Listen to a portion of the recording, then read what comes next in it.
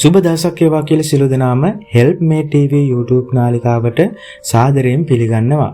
ඉතින් ඔන්න අස්වැසුම පිළිබඳව අලුත් වුණු යාවත් කාලින වුණු තොරතුරු පිළිබඳව ඔබ දැනුවත් කරන්න තමයි මේ වීඩියෝ එකෙන් ඔබ හමුවට එන්නේ.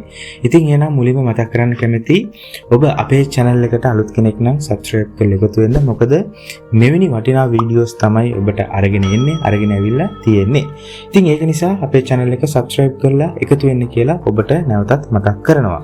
හරි. ඉතින් ඔන්න අස්වැසුම පිළිබඳව කතා කරනකොට මුලින්ම මාර්තු මාසයට අදාළ වන සියලුම දීමනා මේ වෙනකොට 90ක් වගේ ගෙවලා අවසන් ලබා දීලා අවසන්. ඒකෙදි අස්වැසුම සම්බන්ධව අස්වැසුම ලබන පවුල් වල වැඩිහිටි දීමනාව, ඒ වගේම වකුගඩු රෝගීන්ට ලබා දෙන දීමනාව, ඒ වගේම තමයි ආබාධ සහිත පුද්ගලයන්ට ලබා දෙන දීමනාව කියන සියලුම දීමනා මේ වෙනකොට මාර්තු මාසයට අදාළව ගෙවීම් සිදු කරලා හමාරයි කියලා අපිව රජයේ නිලධාරීන් දැනුවත් කළා.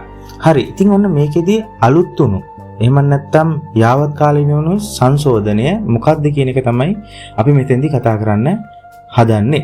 හරි. ඉතින් ඒකෙදී කැබිනට් අනුමැතිය හිමි වෙලා තියෙනවා. ඒ ජනාධිපතිවරයා කැබිනට් අනුමැතියෙන් පස්සේ ඒ වගේම අදාළ ඒ ගැසට් පත්‍ර නිකුත් කරලා මේ සම්බන්ධව දැනුවත් කරලා තියෙනවා. හරි. ඒකෙදි පළවෙනි සංශෝධනීය විදියට අපි දන්නවා අස්වැසුම ලබන සංක්‍රාන්තික සමාජ කණ්ඩායමක් ඉන්නවා. ඉතින් මේ සංක්‍රාන්තික සමාජ කණ්ඩායමට මාර්තු මාසයේ දක්වා තමයි ඒ දීමනාව දෙන්න ලබලා තිබුණේ. එතනින් එහාට අවසන් කරන්න තිබුණේ. නමුත් ඒක දීර්ඝ කරලා තියෙනවා ඊළඟ මාසය දක්වා. ඒ කියන්නේ 2025 4 මාසයේ 30 දක්වා ඒ කාලය දීර්ඝ කරලා තියෙනවා. ඒ කියන්නේ ලබන මාසයටත් ඒ දීමනාව දෙන්න රජය කටයුතු කරලා තියෙනවා. හරි. ඊළඟ එක තමයි දෙවෙනි එක තමයි අපි දන්නවා ආබාධ සහිත පුද්ගලයන්ට පිරිනමන දීමනාව තියෙනවා. ඒ වගේම තමයි අපි දන්නවා වකුගඩු ආධාර ලබන තැනැත්තන්ට පිරිනමන දීමනාවක් තියෙනවා. ඉතින් මෙන්න මේ දීමනාව කලින් ලබන දුන්නේ 7500යි. එතකොට මේ දීමනාව මේ වෙනකොට 10000 දක්වා ඉහළ නම් වල තියෙනවා. ඒ වගේම අපි දන්නවා වයස අවුරුදු 70ට වඩා වැඩිහිටි තැනැත්තන් සඳහා ඒ පිරිනමන ලබන මාසික ආධාර මුදල දීමනාව 3000ක් වගේ තමයි කලින් තිබුණේ.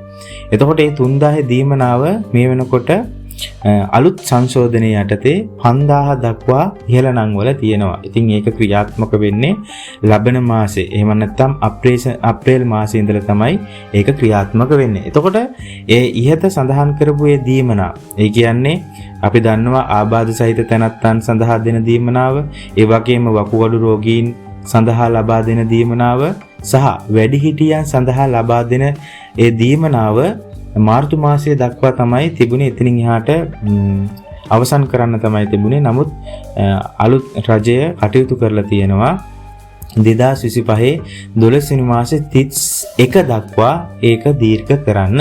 ඔන්නක තමයි ඊළඟ සංශෝධනය වෙලා තියෙන්නේ. ඊට වගේම තමයි ඊළඟ සංශෝධනයේ සඳහන් වෙලා තියෙන්නේ සංක්‍රාන්තික සමාජ කණ්ඩායමක් ඉන්නවා. ඒතොර ඒ සංක්‍රාන්තික සමාජ කණ්ඩායමට අප්‍රේල් මාසයෙන් පස්සේ දීමනාව අහිමි වෙනවා. ඒ කියන්නේ දීමනාව ලැබෙන්නේ නැහැ. නමුත් ඒ පවුල් වල ඉන්න ආබාධ සහිත තැනැත්තන් සහ වකුගඩු රෝගීන් සහ වැඩිහිටියන් සඳහා පිරිනමන දීමනාවත් ලබා දෙන්න කටයුතු කරනවා. සහ ඒ ගෙවීම් කාල සීමාවත් 2025 12 වෙනි මාසේ 30 දක්වා දීර්ඝ කරලා තියෙනවා. ඒ වගේම තමයි ඉතින් අපි දන්නවා ඒ අලුතෙන් ආබාධ සහිත තැනැත්තන් සඳහා ඒ වකුගඩු රෝගීන් තායදුම් කරපු ඒ සියලු දෙනාටමත් ඒ දීමනාවන් ලබා දෙන්න කටයුතු කරලා තියෙනවා 12 වෙනි මාසේ දක්වා. ඉතින් ඔන්න ඔය ටික තමයි අලුත් අස්වැසුම සංශෝධනයේදී සිද්ධ වෙලා තියෙන්නේ. ඉතින් ඒ ටික තමයි ඔබ දැනුවත් කරන්න අපි බලාපොරොත්තු වෙන්නේ. තවත් තොරතුරු ලැබුණු සැනින් ඔබව දැනුවත් කරන්න අපි සැදී පැහැදී සිටිනවා. ඒ වගේම අපේ channel එකෙන් අස්වැසුම සම්බන්ධව නිතරම ඔබව දැනුවත් කරනවා. එහෙනම් ඉතින් අපි අදට මේ වීඩියෝ එකෙන් සමුගන්නවා.